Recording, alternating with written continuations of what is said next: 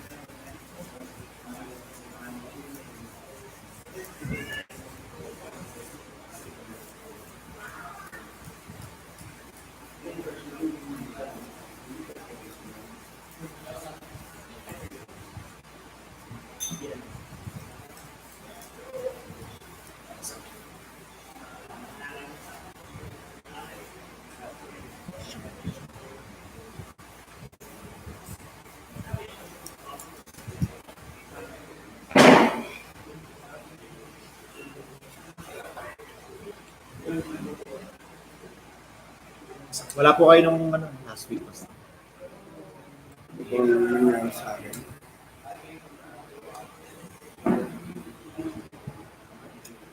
Ano nangyari sa akin nun? Parang maulan nun eh. Di ba yung kinansel ko yung klase? Tuesday po yun. Tuesday, di ba? Dahil ko na. Nakasakulo sa wala po. Ito po kayo manggagano. Yung ating pinag-aralan last week ay the existence of demons. Nasa Systemathic pa rin tayo. At yung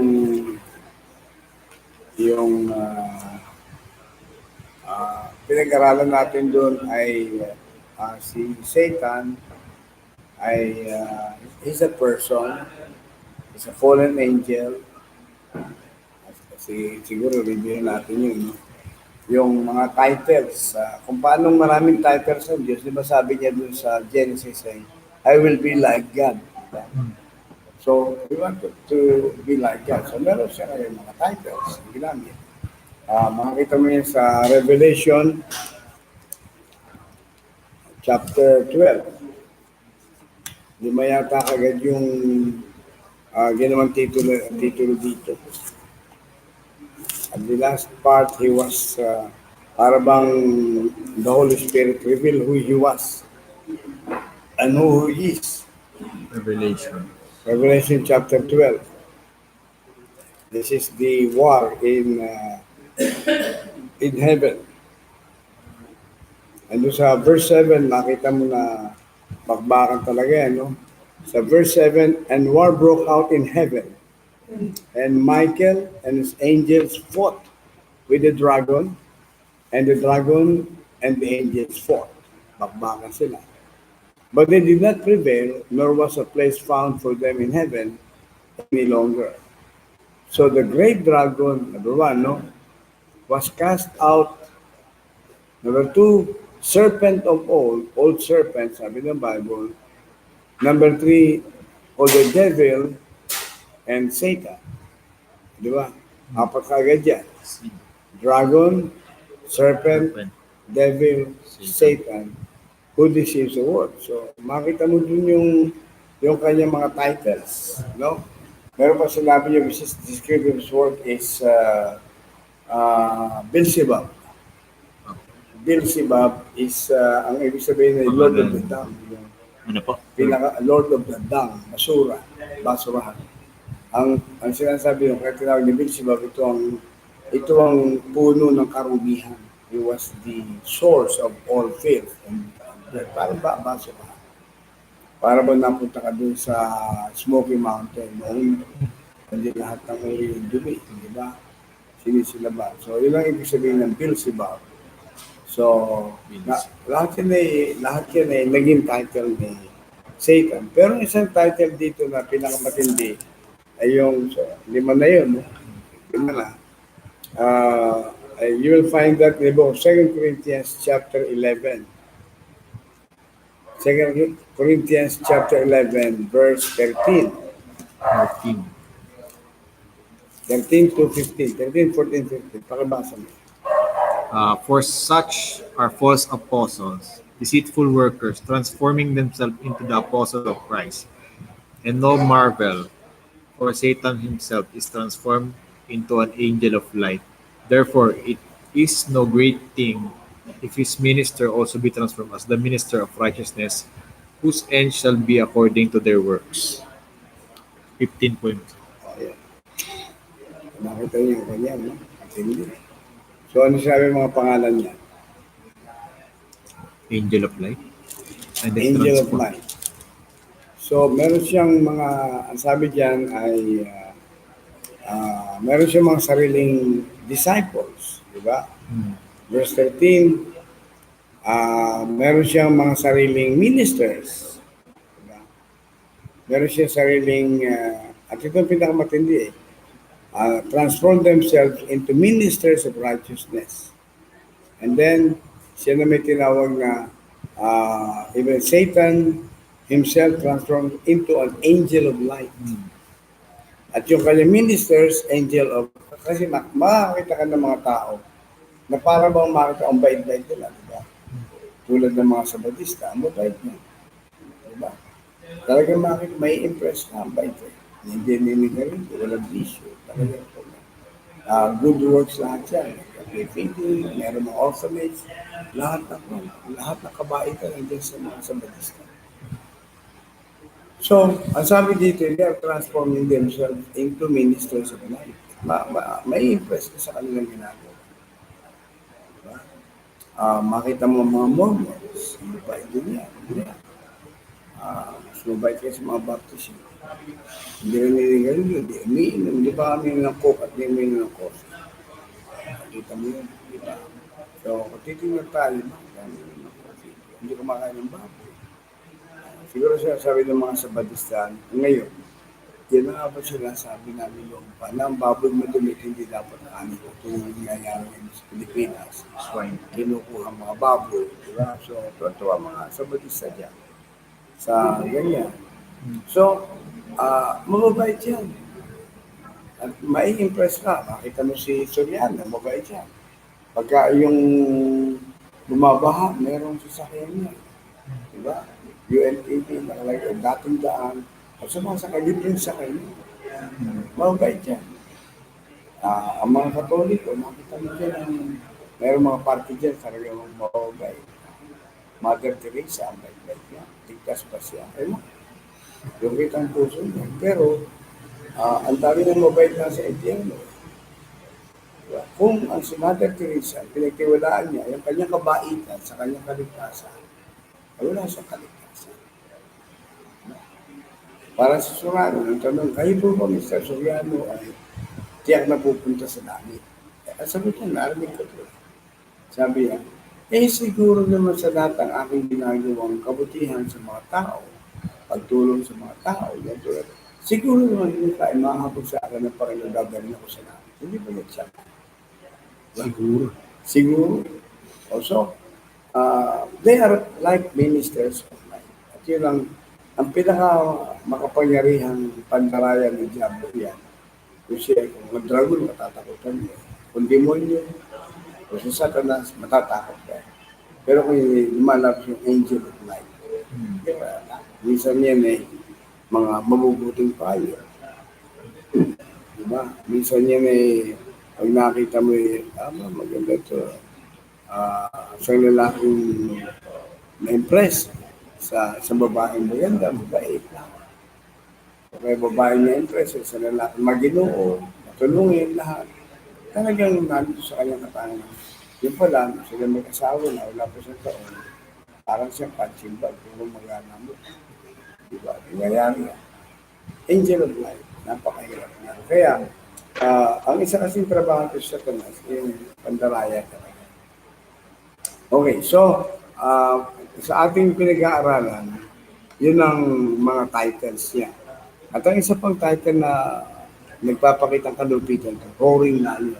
Sa makikita niyo. Roaring lion. Natatanda mo yung verse noon? Sa Revelation din po. Yung isa ka Roaring Lion, 1 Peter 5:8. Kasama.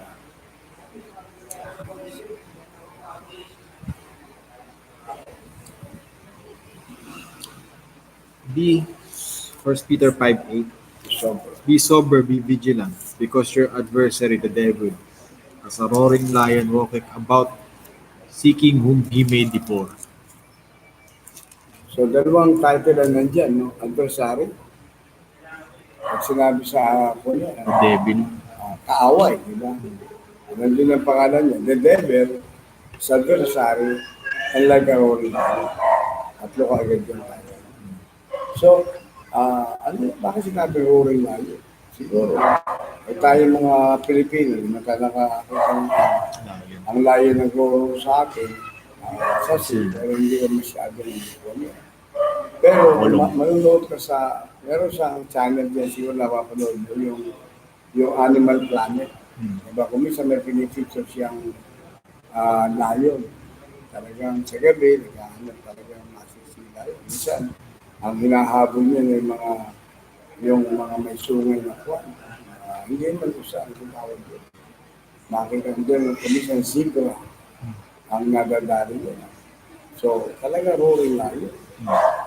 Kaya makikita mo yung picture na dito kasi sa panahon ni Paul, itong roaring lion, ito yung mga taong ah, ang Rome, ang Italy, may mga lion talaga ito.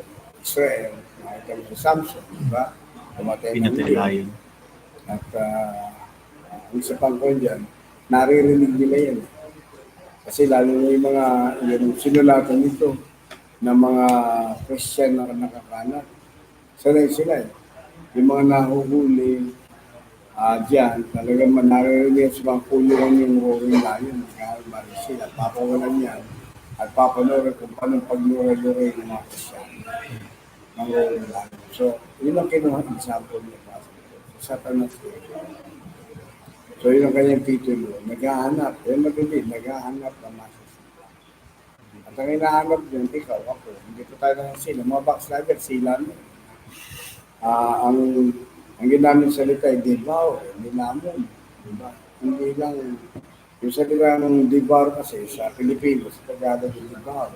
Naghahanap ng malalamon. Naghahanap ng malulunod. So, kaya dapat tayo mag-iingat eh. Yung isa, angel of light. Yung isa, roaring lion. Yung isa, adversary. Kalaban talaga. At number 3, ito yung kapangyarihan nito si Satanas. Kinilala ng Holy Spirit ang kanyang kapangyarihan. Siya tawagin ang Prince of the Power of the Air. Ephesians 2:2. Ephesians chapter 2 at verse 2.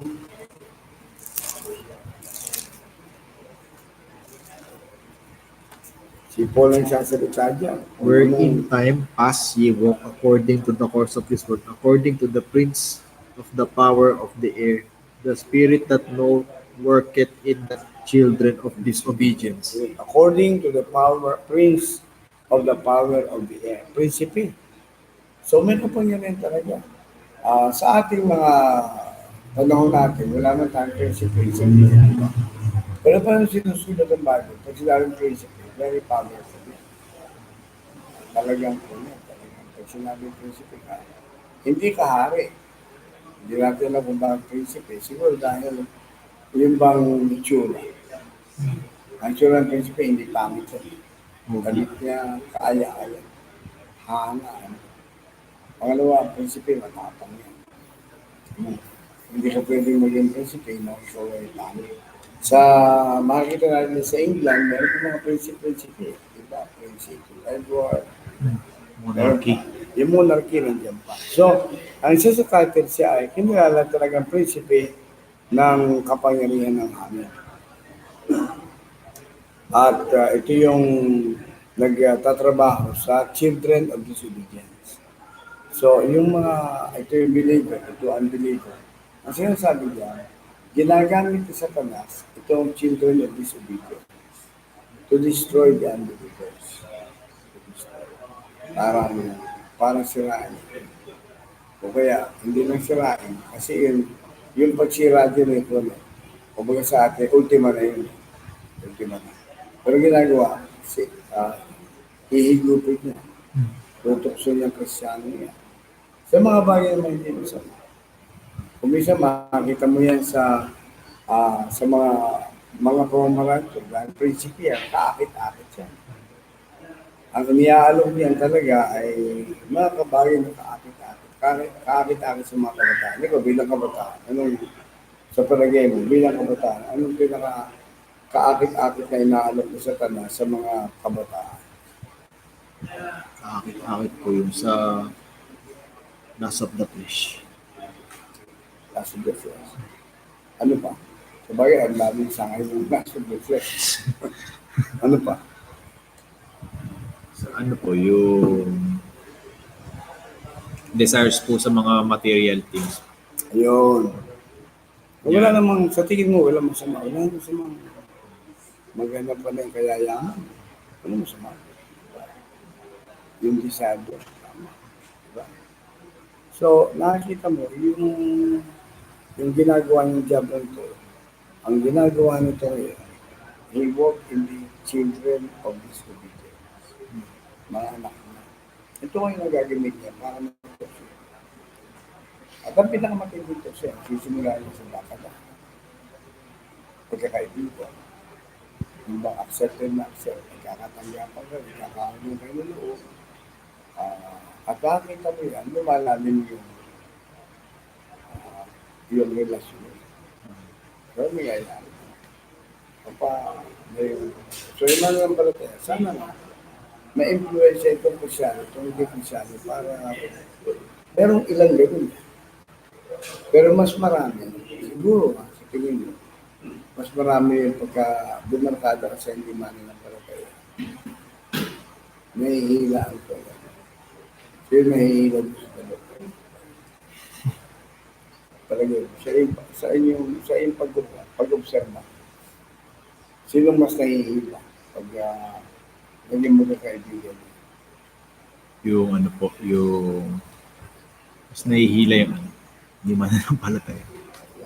Saan? Lalo sa relationship ng babae-lalaki. Ang mga ano yung palataya? Kung bakit ito, naghahanap. Bakit ka naghahanap? Hindi man Sa mga anak ng Diablo, ang gaganda kasi ng anak ng Diablo, very attractive. Sa mga mga pananamit po nila eh. Nakita ng pagkalinggo, walang ka-attraction. Haba palda. Ayaw pang magsuot ng kabilang-kabilang. So, nangyayari yan. Yung ginagawa. Tatandaan natin yung sinabi dyan. Itong Prince of the Power of the Air, his spirit now work in the children of disobedience. Yeah. Bakit hindi sa children of obedience?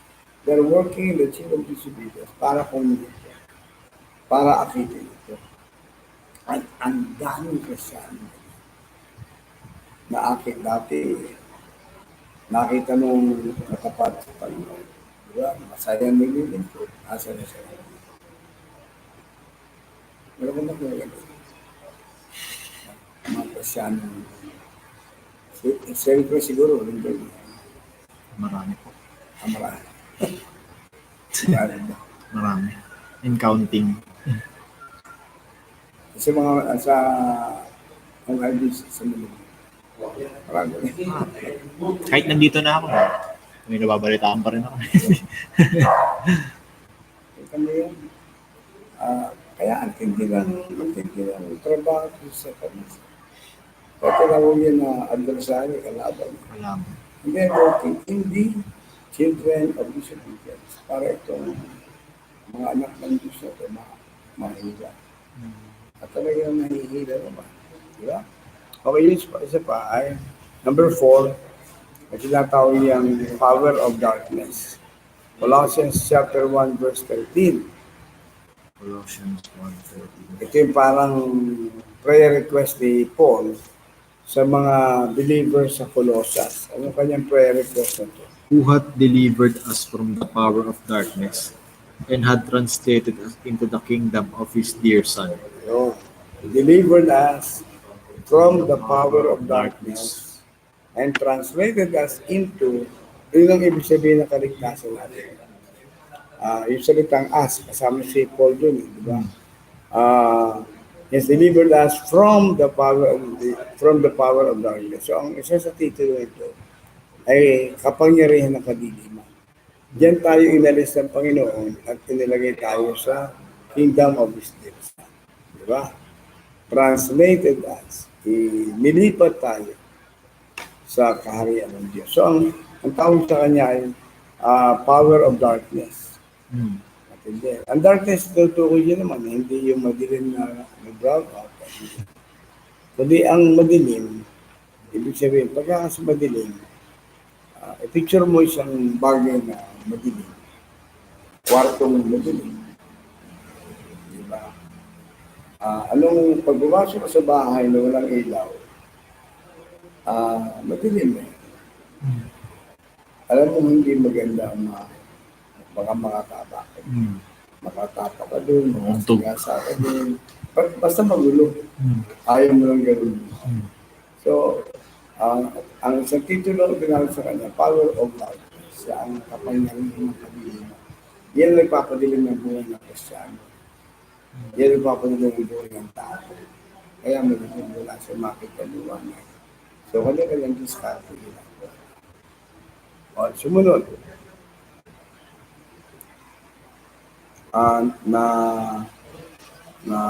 Kita natin yung he was the great dragon. Pero din sa John chapter 14 verse 3, si Jesus Christ, nirecognize ang position nito. Ang position nito si Satan. At nirecognize niya at tinawag siya ng napakatinding pangalan ng John. Pakiwasa mo nga yan. 30 po. Hereafter, I will not walk much with you, for the prince of this world cometh and had nothing in me. Yun. The Prince of this world. Diba? The prince of this world. Yun sa prince of darkness. Diba? Ito prince of this world. So, hindi kinala ng Panginoon sa Kristo na itong talaga si Satanas may kapangyarihan. Hindi basta persona ito. Hindi basta persona ito. Kaya, ang tawag sa kanya, prince of this world. Kasi wala siya, and had nothing. In other words, hindi baliwala, kundi wala siyang pakialam sa akin. So, hindi niya pwedeng direktahan ng tira, Panginoon. Alam niya, hindi niya kaya. So, dinadaan niya sa mga anak. Kaya yung gawain ko, lesson ng Panginoon. Isang fellowship na tinayo na mga anak ng Panginoon. So, anong ginagawa? Nasisira, nawawasak, di ba? So, yun ang trabaho niya. And then, meron pa matindi tawag sa kanya sa 2 Corinthians chapter 4, verse 4. Sa Prince of Darkness, at ang pangalawa, Prince of this world, 2 Corinthians 4:4.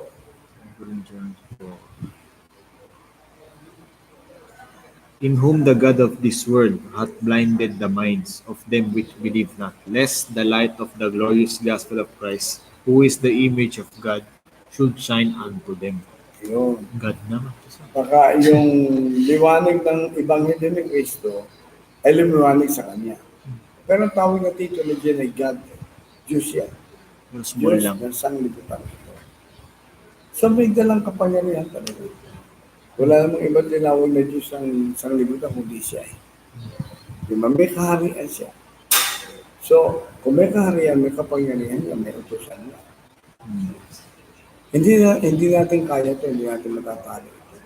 So, isa pang huling titulo na ibinigay sa kanya ay doon sa Revelation chapter 9 verse 11. Revelation 9:11.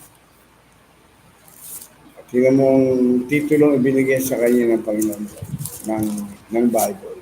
And they had a king over them, which is the angel of the bottomless pit, whose name in the Hebrew tongue is Abaddon, but in the Greek tongue had his name Apollo. Apollyon, Anong tawag yun? King. bottomless pit. They had a king over them, Which is the the angel. angel of the bottomless pit. So talagang hari. Isipin yun, God of this world, Prince of this world, ang sabi dito ay King. So, ang mga titulo na binigay kay Satanas, talagang makikita mo na talagang speaks of power, speaks of authority. So, yun ang pangalan dito, yung titulo ang binigay kay Satanas. Kaya, katakutan natin to. Di ba? Hindi tayo mananalo dito. Kapangyarihan. Sapagkat ito, pagdating sa dayan, pinakamandaraya ito, wala pang tao, si Eva si Anon pa lang, yung dadaya na ito. So yung karanasan niya sa loob ng libo-libo na taon, dahil libo taon siguro.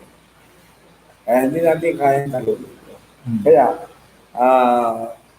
sa ating pag-aaral ito, gusto natin malaman na ito si Satan ay matatalo. So, nireveal din ng Panginoon ang dulo ni Satanas. The end of the devil. No? So, in the future, yung sa ating binasa sa 12:7 ng Revelation, ang sabi doon, and the devil, there was war in heaven, Michael and his angel fought against the dragon, and the dragon fought and his angel, and prevailed not. Neither was their place found anymore in heaven. Diba? So, future pa yan. Sa ngayon, meron pa siyang access sa langit. Nakakaakit pa yan sa presensya ng Diyos. Nag-report niya, Job chapter 1, Job chapter 2, di ba? So, pero sa araw, magkakaroon digmaan si Michael at si Satan. At ang sabi napakaliwanag ng Bible, the Bible tells very clearly that he will be defeated, he will be thrown. Itatapos ulit sa lupa. At siya paparusahan araw-gabi magpakailan-kailanman. So maliwanag ang destiny ni Satan ay talagang patalo. Nakakalungkot lang, ang daming sumusunod dito. I mean, hindi mo susundin ang alam mo matatalo ka. Talo. Di ba? Maraming taong sigurista. Pero pagdating sa kaligtasan nila, pagdating sa buhay spiritual nila, hindi sila sigurista. Kasi kung sigurista ka, hindi ka kakapili sa matatalo. Diba? Kahit anong gawin yan, kung nakikita natin ang tindi ginagawa niya sa church, ang tindi ginagawa sa pamilya, nakahula sa Bible, sigurista, papatayin siya talaga, talo siya. So makikita natin dito, ang wakas sa Satan ay talagang tatapon sa apoy na walang huli. So chapter 12, The great dragon. verse 10. And I heard a loud voice saying in the heaven, now is come salvation and strength, and the kingdom of our God and the power of our Christ. For the accuser of our brethren is cast down, which accused them before our God day and night. Yun, Cast down. cast down. Is the accuser of our God is cast down. Day and night has been cast down. So, inihagis talaga. So, makita niyo, talaga ang pupuntahan to si Satanas ay talagang itatapon talaga siya, ilalapon siya, ihahagis siya sa impyerno. Yeah. Meron pang isang talata dito sa kung susunod natin itong Bible ay chapter dito sa teka. Yung sinabi doon na, and the devil that deceived them was cast into like chapter 20, verse 10. Chapter 20, verse Revelation. 10. Dito, no? The devil deceived. Papasahin mo yun. And the devil deceived them was cast into the lake of fire and brimstone, where the beast and the false prophet are, and shall be tormented day and night forever and ever. Ayun. Yun yung wakas yan. He was cast out from heaven. Aalisin sa langit, ibabaksak dito sa lupa, ubusigin niya ang lupa, and then he will be caught again, and then he will be cast into the lake of fire. And they will be tormented day and night and forever and forever. So yun ang wakas sa Satan. Eh bakit nga kakampi? Sa kampis. Di ba? Alam mo yung talo to.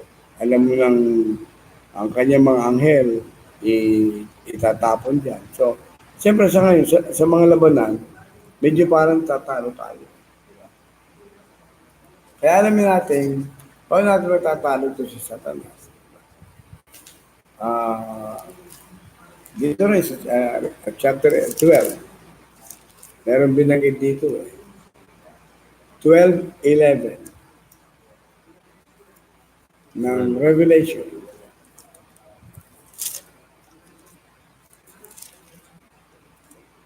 And they overcame him by the blood of the Lamb and the word of their testimony, and they loved not their lives unto the death. Ayun. Blood of the Tatlo Lamb. yun, di ba? Tatlo. Anong tatlo na yun? Blood of the Lamb, Blood of the Lamb, word of their testimony, testimony. love not their lives unto the death. Ano ibig sabihin? If you don't love your life unto death, ibig sabihin ng total, absolute commitment. Pagsusuko ng buhay na, walang reservasyon. Pagka kasi, di na dadali mga Krisyano, yung reservation. So, yun ang tatlong paraan para matalo sa the blood of the Lamb. Kaya nga, di ba sa prayer natin, Lord, takpan niyo po kami ng iyong banal na dugo. Di ba? Kasi nga, kung tayo mananalo eh. Diba? And then, ang sabi dyan, yun ang depensa natin, the blood of the Lamb. Yung opensa, siyempre sa basketball, pagka kayo puro depensa lang, kahit anong galing ng depensa mo, at hindi mahusay ang offensa mo, talo ka rin eh, di ba? So, kailangan na meron kang defense at meron kang offense. At ang offense dito, ay yung pangalawa, ano yung pangalawa? Yung word of their testimony. Yan.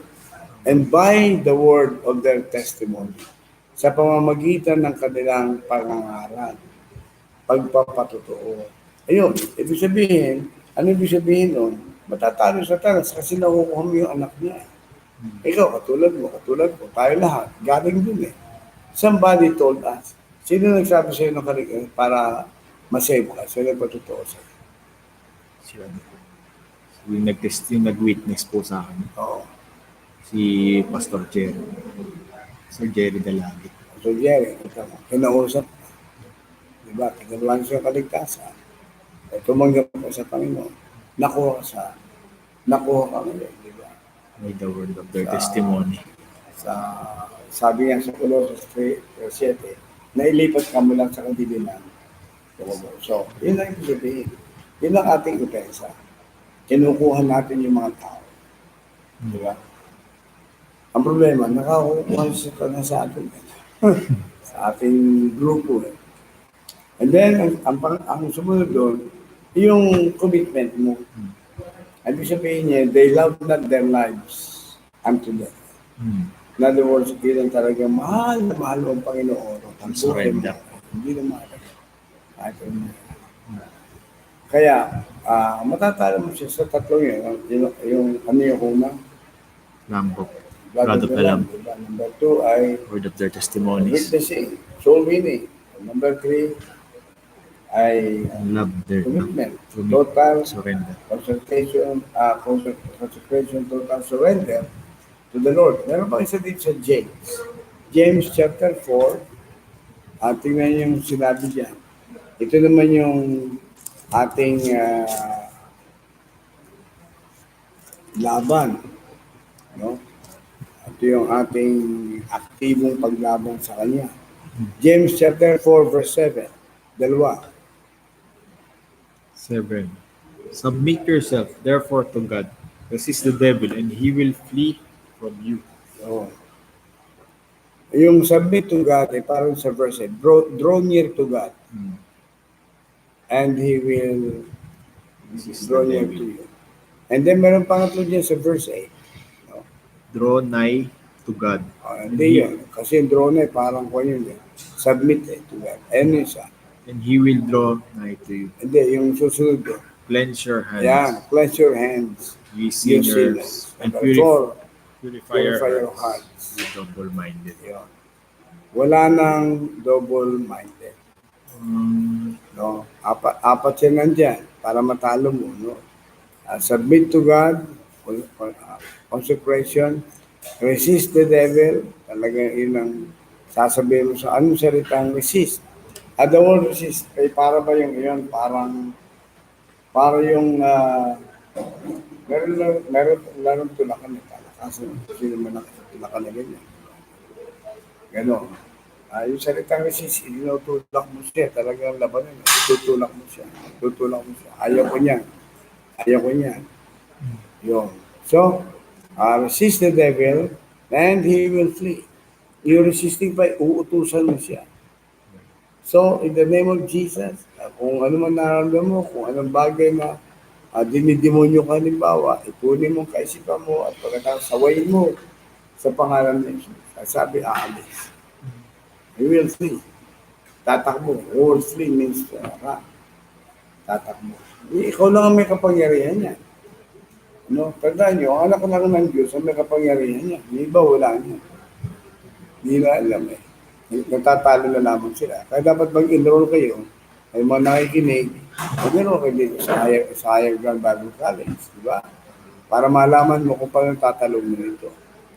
So, yun yung ibig sabihin nun. So, marami na rin tayo ibigay, siguro mga 7 or 8 na yan. At tandaan natin yan, na ito ang paraan para matalo ang ating mga. Kasi, tanda na, si Satan is already a defeated foe. Natalo na sa kanya. Sa Kalbaryo. Nanalo niya ang ating Panginoon. Kaya kung nakay Kristo ka, panalo ka. Okay, so may tanong ka ba? Ano pa ako usap dito? Okay lang, sir. Hindi ko malaman kung may tanong ka. Pero meron akong, Tanong po ako, sir. Si Satan po aware siya ng siya. Na-defeated na siya. Oh. Ba't patuloy pa rin po siya? Hindi pa siya kinukulong. Hindi pa siya. Sa araw man, sa chapter 20 ng Revelation, bababa ang Panginoon, huhulihin siya, kukulong pa rin. Sabihin, Pastor, yung gerang nabasa natin sa Revelations, hindi pa yung nangyayari. Hindi pa. Ang Revelation, mula chapter 4, hindi pa nangyayari. Yung chapters 1 to 3, yun ang nangyayari. Nangyayari at nangyayari. Yung chapter 4, yun ang mangyayari. Rapture yun. Wala doon, hanggang dulo, hindi pa nangyayari. Kaya sa ngayon, hindi pa panahon ng digmaan ngayon eh, hindi pa kinukulong sa kalas, hindi pa kinukulong. Kung tama init, may panahon naman din. Pero gusto natin makita kasi may reward na tatanggapin ng tao. Kung may reward kung tatanggapin, ito gantimpala natin, price mo. Eh, paano kung magkakaroon ng price mo, kaya matatalo? Kumbaga sa kung hindi ka makakatapos ng maayos, hindi ka maglilingkod ng maayos, eh wala ka reward. Pagdating sa namin. Okay. So, mayroong schedule ng Diyos yan. Meron siya schedule para sa Satanas. Kung nandiyan naman sa Bible. Nakita ko yung isang anghel na mahawag at tanika na at hinuli, inaresto sa Satanas at iginapos sa loob ng 1,000 taon. Diba? Diba? Parang aaresto na siya. Guilty. Okay. Ano pa? Ano pa sa? Siguro nandito ko nung i-lecture ko yung steps to... Kasi ang isang bagay sa mga demons, naghahanap ng papasukan yun. Ang demon, hindi Satanas siya. Si Satanas ang pinaka-head lang. Saan po si Satan? Diba? Meron demonyo. Kaya, Ngayon po hindi nakakulong si Satan. hindi. Doon lang ako. Nasaan po siya nasa? Pero, nandun, sabi sa Job chapter 1, ano ginagawa ko sa ikan? Kaya, ito, Si nagpapasyal ako Stephen, dito, tinutukso ko. pataas ko ba, sa length and width, in other Hmm. words, parang tinitingnan niyo yung trabaho. Kung na-organize, kung nasusunod ang kalooban mo. Yun ang kaya ginagawa. Kaya, ah, nandito na ako siya. Wala doon. Kaya, ah, pag nag-report siya sa kanila, Hmm. kaya tawag niya para mag-report. Binasa natin sa Job. Meron sa 2 Kings, meron sa Job chapter 1, Job chapter 2. So, ano ginagawa niya? Pag sinabi niya, tinutokso ko ng Satanas. Actually, hindi Satanas. Demon. Demonyo yun. Sa mga spirito. Mga demon pastor consider sila as fallen angel din. Fallen angel natin. Hmm. Fallen angels. Meron kasing mga evil spirits kung halimbawa, isang bagay sa Bible, meron tinatawag na territorial spirit. Kung makita niyo sa Book of Daniel, Binasa po natin. talaga, Territorials po. nung nalaglag siya, di ba? Itong demonyo kumukontrol Kwan, sa Tyre, Sa hari. King of Tyre, di ba? So, and then, meron siyang headquarters. Sa Revelation chapter 2, yung sa Pergamo, isulat mo sa anghel na nasa Pergamo, which is the seat of Satan. So, may mga seats of Satan na. In other words, dito sa mundo, meron sa lugar na yun ang pinaka-trono ng Satanas. Yun ang air, somewhere there. Somewhere there sa taas. Kasi, praise the power of the air. Somewhere there, andyan ang trono niya. Ngayon, may mga headquarters siya. Halimbawa, katulad ng halimbawa may mga lugar na ganyan. Dito sa atin, ang isa sa aking kausap na mga katrabaho sa tribo, yung si Kiro, meron pang katabi ko ng island. Yung si Kiro, nandun yung May doon witchcraft po. nagsimula yung ano ba tawag yun? Kulang. Yung mga siksiyan. Philippine, may singsing mga. So, nagsimula dyan. Sabi ng mga nag-mention sa Siglo, kaya pagkano mention, ang bigat. Ang bigat, nakita mo yun. Ngayon, so yung mga lugar na yan, ay ginagawa seat of Satan. Pagkalunga, dito yun sa mga cities. Sa Malate, diba? Seat of Satan, Si, place ng prostitution. may ano siya, may trono po siya doon. Ang trono siya na nakalagay doon. Kumbaga sa kanya yung mga extension headquarters siya. Pero may nakatao doon. At sa bawat tao, may mga demonyo, may demonyo nakabantay sa iyo, sa kung saan. Lahat. Pero, dahil yung mga demonyo, nag-report kay Satanas. Kaya nalalaman sa Satanas, so na marunong siya talaga. Pero nalalaman niya, pag nag-report sa kanya. Kaya akala natin, si Satanas hindi umipresent. He's not in all. He's in one place at one time. Sa ngayon, di lang naman sa Satanas. Pero at one place at one time, yes siya. Hindi katulad ng Diyos. At one place, anywhere, everywhere. Di ba? Umipresent. Si Satanas, Yes. siya nag-ooperate lang, pero yung kanyang mga mas powerful kasi kung saan powerful ng internet sa kanyang mandate na all over the world. Di ba? Pero very seldom yung tumatrabaho sa kanya. Very seldom. Ang madalas sa mga bahay, may naka-assign sa inyo. At habang yung oil lumalago sa espiritu, tumataas ang doon nagbabantay sa iyo. At ang dami, tumataas ang dati, mga private yan. Pwede tumuloy ka, natalo ka, i-assign sa kanya kung saan. Mataas na rango, mataas na rango. Kaya sa buhay mo, makikita mo, Pahirap ng noong pahirap yung bata ka, dito, madali kang umiiyak, madali kang naiinis dito sa mga bagay na maalaala mo yan, ano lang mo. Ngayon, sa ngayon, hindi na yun. Lumago ka ng mentally, lumago ka ng spirit. Okay, meron ka pang tanong? Wala na. grabe yung siguro yung rango nung sa inyo. Medyo mataas. Medyo mataas-taas nga siguro. Bagsak. Talagang hindi totoo yun. Sapagkat merong kung Mas yan eh, mabigat, merong, mas masasakit na ano po yan. merong mga, may mga indikasyon eh. Talagang merong rango. Makita naman natin yan sa Ephesians 6:10 to 18 eh, di ba? We wrestle not against flesh and blood, but against principalities and powers among high places. So, meron mga demon sa mga cities. Pergamo, andun ang seat of Satan. So, dito sa Pilipinas, may demonyo na kasali. Yun ang tinatawag na geographical demons. Meron Geographical demons. Depende sa country. may bawat bansa meron. Ngayon, yung geographical demon, ito yung maraming kasama yan. Hindi rin ito. Pero siya nagpapalakad ng kasama. At ang lahat ng kalaban niya, ang kalaban ng mga demons ito, ay yung isang assignment nila, mission nila, to destroy the will of God.